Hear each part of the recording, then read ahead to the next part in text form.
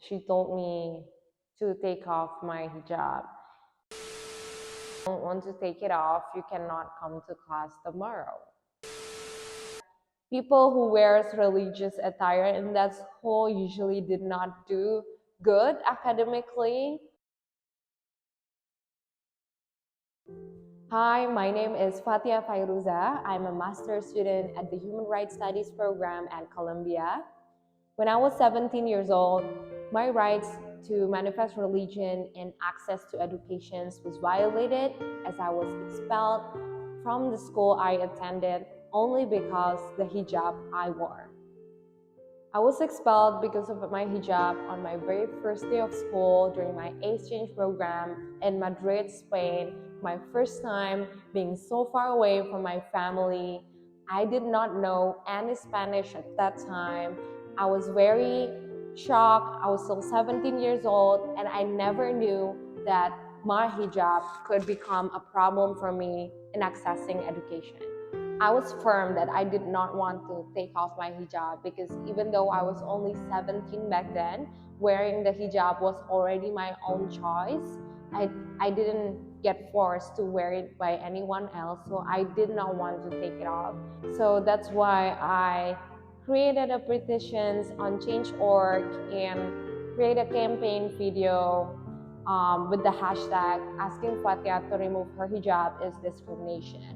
Less than 24 hours, my petition was viral all over the world. I get the chance to get supported by 3,200 more people all over the world signing up for my petitions. And so the next morning when we went to see the principal, we kind of give him our petitions, and he further rejected all of the proposals that we submit to him to let me go continue studying in that school with my hijab, because in the end he told me that people who wears religious attire in that school usually did not do good academically.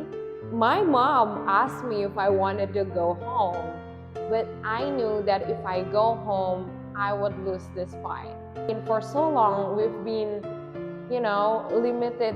People have been limiting the way we dress in order to access our rights for education.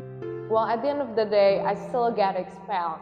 The principal still does not allow me to wear hijab in that school, which finally I moved to another school. I transferred to another school, which interestingly, I was allowed to wear my hijab, and I see many other Muslim girls wearing hijab in that school, because both schools are public schools, so there shouldn't be any different rules in that school, particularly about how students wear dress in the school. Even though it was a very bitter experience, it kind of shaped me to be a person who respect human rights a lot, especially on the rights to manifest religion and the rights to education. After those pain experience, I came back to Indonesia. I created an NGO called Shape Your Life in Indonesia.